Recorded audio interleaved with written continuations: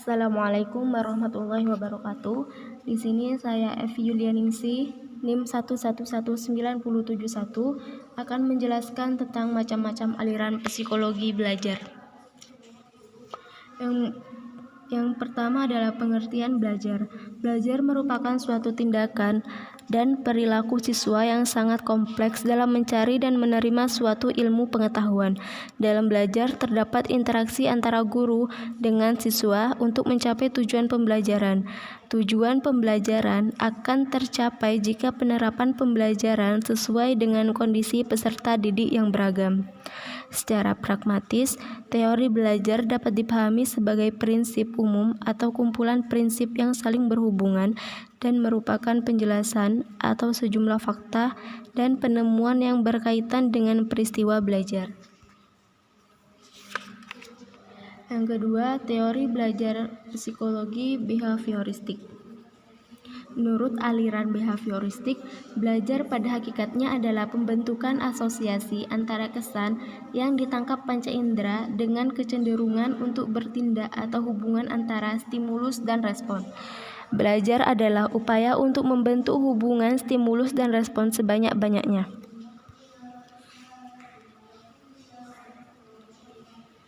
Selanjutnya, macam-macam behavioristik. Yang pertama, koneksionisme, yang kedua pembiasaan klasik, yang ketiga pembiasaan perilaku respon. Di sini saya akan menjelaskan tentang koneksionisme. Menurut koneksionisme, belajar adalah hubungan antara stimulus dan respon. Istilah ini menunjukkan pada panjangnya waktu atau banyaknya jumlah kekeliruan dalam mencapai suatu tujuan. Hukum-hukum koneksionisme. Yang pertama, law of effect, yaitu jika sebuah respon menghasilkan efek yang memuaskan, hubungan antara stimulus dengan respon akan semakin kuat. Yang kedua, law of readiness, hukum kesiapsiagaan. Pada prinsipnya, hanya merupakan asumsi bahwa kepuasan organisme itu berasal dari pendayagunaan conduction unit atau satuan perantaraan.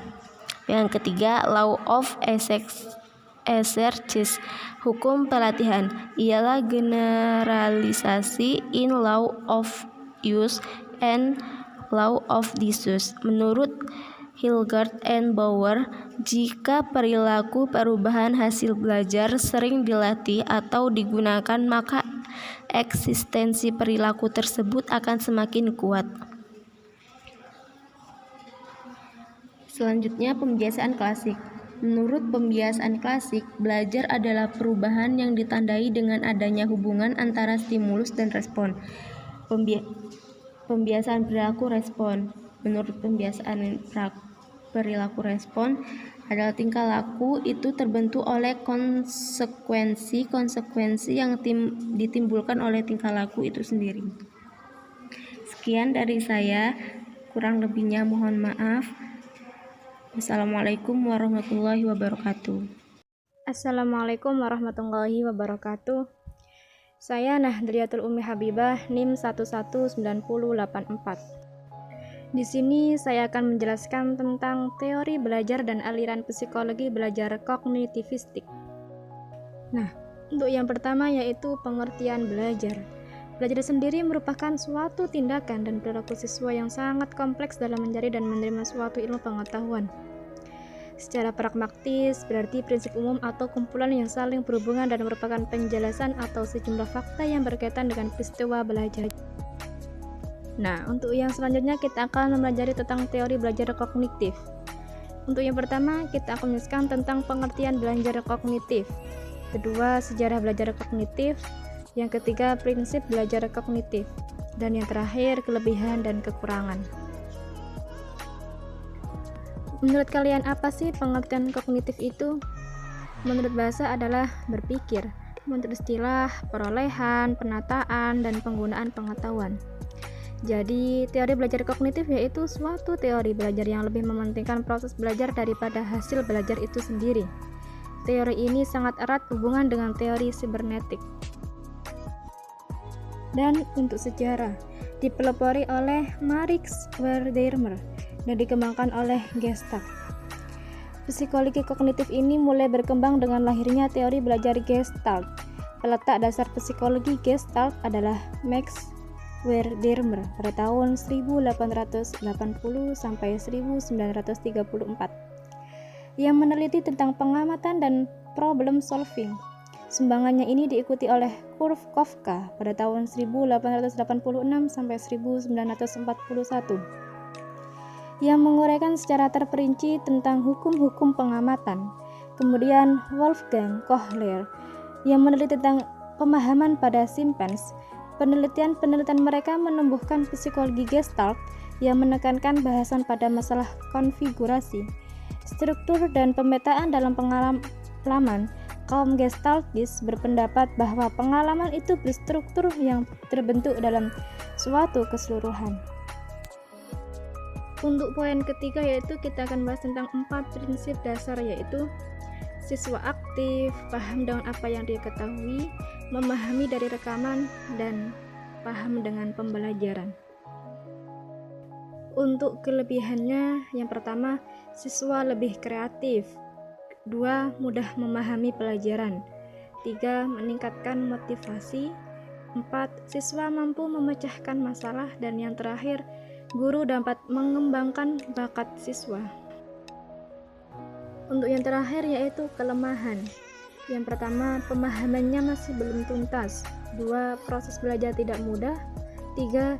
Tidak menyeluruh untuk tingkat pendidikan. Yang terakhir yaitu sulit dipraktekkan secara murni. Nah, itu tadi penjelasan dari saya. Sekian, terima kasih. Semoga bermanfaat.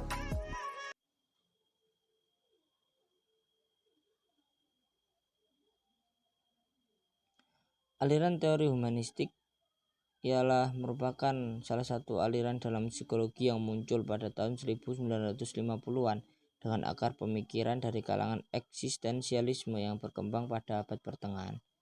Fokus utama secara psikologi humanistik dalam bidang pendidikan yaitu mengembangkan aspek individu secara totalitas, baik fisik, intelektual, emosional, maupun sosial, serta bagaimana seluruh aspek tersebut berinteraksi untuk mempengaruhi belajar serta memotivasi belajar siswa dalam mengaktualisasikan diri.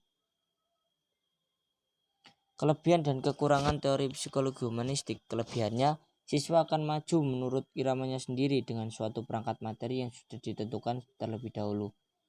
Pendidik aliran humanistik mempunyai perhatian yang murni dalam pengembangan anak-anak.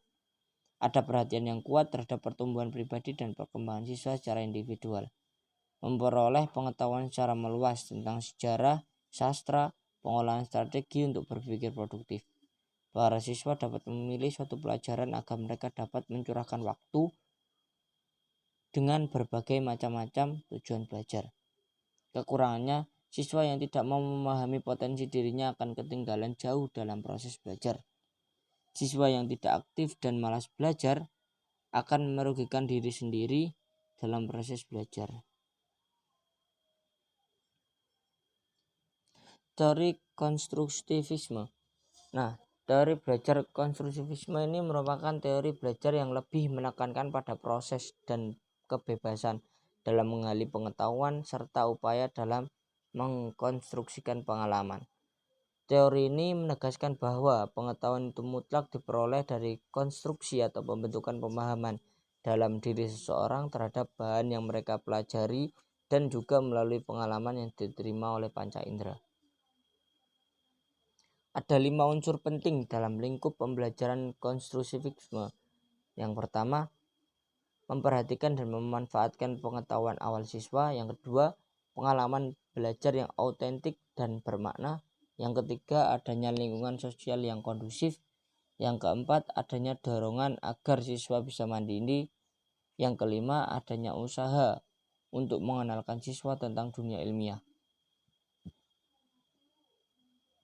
Di sini juga dijelaskan kelebihan dan kekurangan dari teori belajar konstruktivistik. Kelebihannya, memotivasi siswa bahwa belajar adalah tanggung jawab siswa itu sendiri. Mengembangkan kemampuan siswa untuk mengajukan pertanyaan dan mencari sendiri jawabannya. Mampu membantu siswa untuk mengembangkan pengertian atau memahami konsep secara lengkap. Mengembangkan kemampuan siswa untuk menjadi pemikir yang mandiri akan menghasilkan atau menemukan sebuah keterampilan yang dibutuhkan. Siswa akan lebih mudah menemukan secara komprehensif konsep-konsep yang sulit. Siswa menjadi lebih melakukan proses adaptasi ketika menghadapi stimulus yang baru. Kekurangannya, sulit mengubah keyakinan guru yang sudah terstruktur bertahun-tahun menggunakan pendekatan tradisional. Guru konstruktivistik dituntut untuk lebih kreatif dalam merencanakan pelajaran dan memilih atau menggunakan media. Pendekatan konstruktivistik menuntut perubahan siswa evaluasi yang mungkin belum bisa diterima oleh otoritas pendidik dalam waktu yang dekat. Fleksibilitas kurikulum mungkin masih sulit diterima oleh guru dan yang terbiasa dengan kurikulum yang terkontrol. Siswa dan orang tua mungkin memerlukan waktu beradaptasi dengan proses belajar dan mengajar yang baru. Sekian yang dapat saya sampaikan, kurang lebihnya saya mohon maaf. Terima kasih. Wassalamualaikum warahmatullahi wabarakatuh.